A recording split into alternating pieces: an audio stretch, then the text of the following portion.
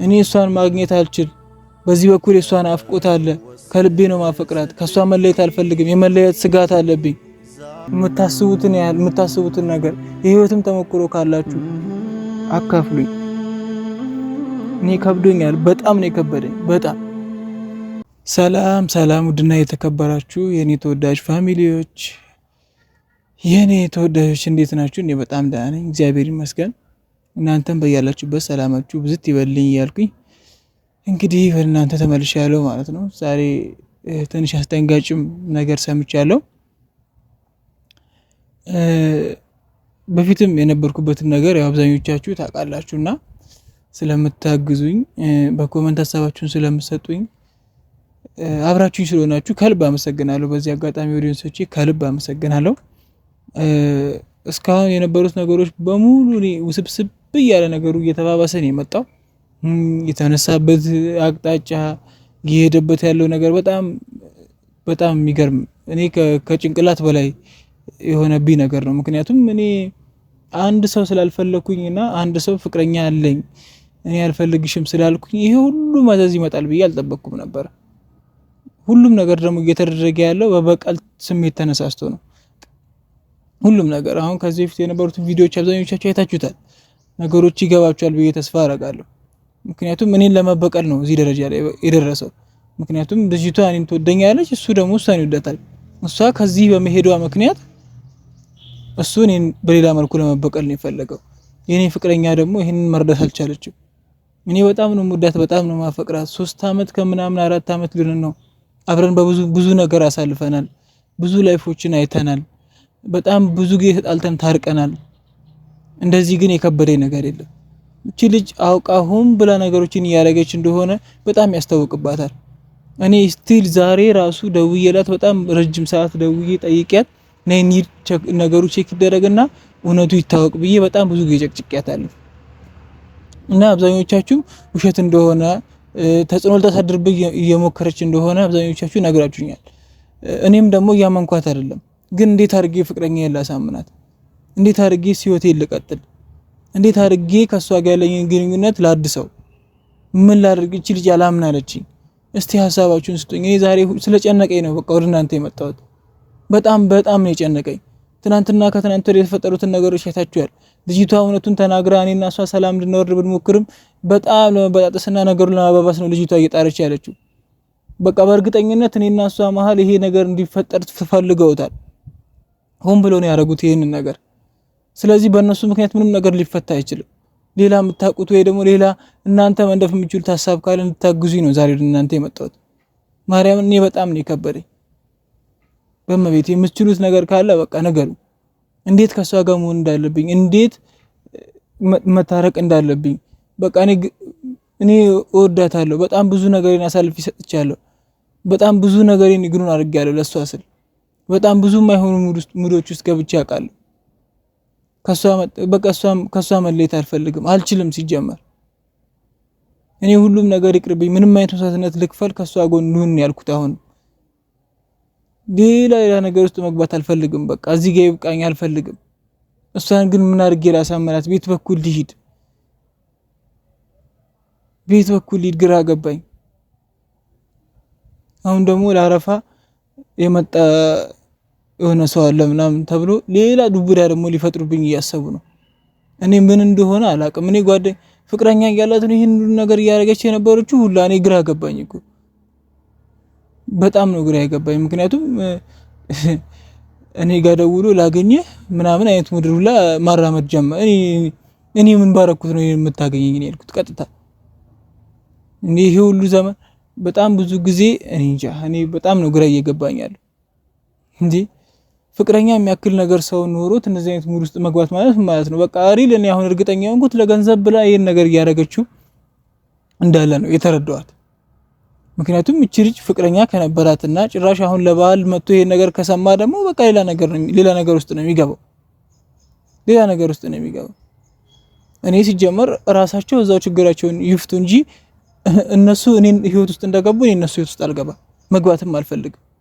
እኔ የራሴን ህይወት ማስተካከል ብቻ ነው የምፈልገው። በምን በኩል ግን እንደማስተካከል አላውቅም። ግን አሁን ፍቅረኛዋ ነው። ከአዲስ አበባ ነው የመጣው ለአረፋ እናቱ ጋር እዚሁ ቡታጅራ ነው የሚኖረው። አዲስ አበባ ሄደውም ከቅርብ ጊዜ በኋላ ነው ሜቢ 2 ወር 3 ወር ነው አዲስ አበባ ከሄደም። ይሄን ሁሉ ነገር ራሱ የሰማሁት ትናንትና ነው ከጓደኞቹ። እነሱም እንደነገሩት ነው ይሄንን ነገር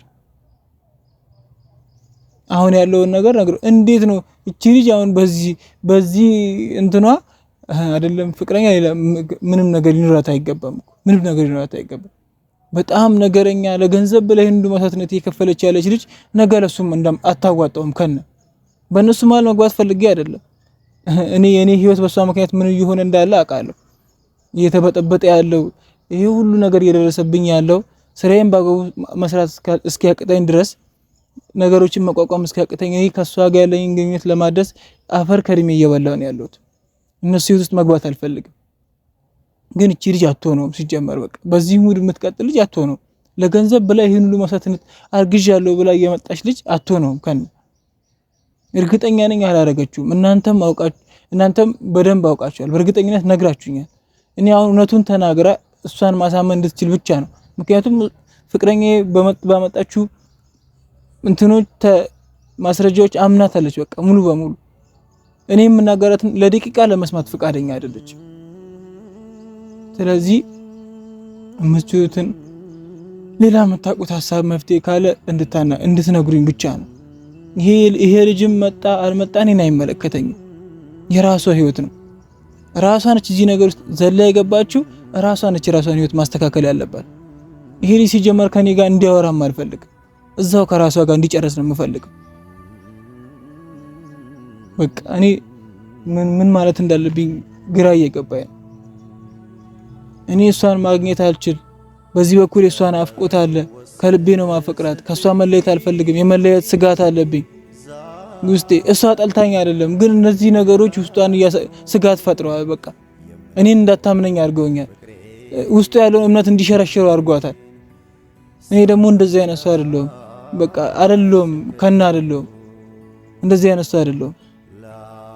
የምፈልገውን አይነት ላይፍ ሲጀመር እየኖርኩት አይደለም። ምን እንደምላችሁ አላውቅም። እኔ ለሷ ታማኝ ነኝ። በጣም ብዙ ጊዜያትን አብራኝ ያሳልፋለች። ስለኔ በደንብ ታውቃለች። አሁን ላይ በመጣው ነገር እምነቷ መሻሻል አልነበረባትም። እንጃ እኔ ምን እንደምላችሁ አላውቅም።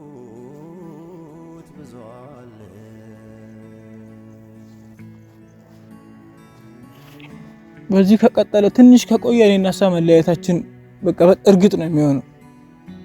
ልንለያይ ከነ ግንኙነታችን ሊቋረጥ ይችላል። በቃ ስለዚህ ግን እኔ ለዚህ ግንኙነት ምንም አይነት ዋጋ መክፈል እፈልጋለሁ። እኔ ማንንም ጠርቼ ምንም ነገር አድርጌ ሽማግሌም ቢሆን ፈልጌ ያለውን እውነት እንድትረዳና እንድታረቀኝ እንድትመለስ እፈልጋለሁ። ሲጀምር በቃ ይሄ መለያየት የሚባለው ነገር ማሰብ አልፈልግም። ለሷም ህይወት አይመለከተኝም። የተነገረኝንም ነገር ምንም አይነት ነገር ለምን ከኬትም አይመጣም? ለምን ስንት ዓመት አያስቆጥሩም? እቺ ልጅ እንደዚህ አይነት ነገር ውስጥ ገብታለች። የገባችው በእኔ ምክንያት አይደለም። ራሷ ፈልጋ ነው ወደ እኔ ህይወት መጣ። የኔን ህይወት እያመሰቃቀለች ያለችው አሁን ወደ ራሷ ህይወት ሊገባ ነው። ይሄ ልጅ ለባል ባይመጣስ እንደዚህ ልትቀጥል ነው? እቺ ልጅ ይሄ ልጅ ለባል መጥቶ ይሄን ነገር ለመስማት ባይታደርስ? ቆይ እቺ ልጅ እያዋሸችው ልትከርም ነው? ይሄን ነገር እስካሁን አለማወቅ ማለት ምን ማለት ነው? ወይስ ሌላ የምትፈልገው ወይ የምታስበው ነገር አለ? እኔ በጣም ግራ እየገባኝ ነው ያለው። እኔ ብቻዬን እናንተን ማማከር የፈለኩት ብቻዬን ለእናንተ መምጣት የፈለኩት የእናንተን ምክር ፈልጌ ነው። እባካችሁ የቻላችሁትን ያህል የምታስቡትን ነገር የህይወትም ተሞክሮ ካላችሁ አካፍሉኝ። እኔ ከብዶኛል። በጣም ነው የከበደኝ። የምር በጣም ነው የከበደኝ። በጣም ከምላችሁ በላይ እኔ ከልቤ ነው ማፈቅራት። በቃ ማልቀስ ሆኗል ማታ እሷን አጣዋት። ስጋት እየሆነብኝ ነው ሁሉም ነገር።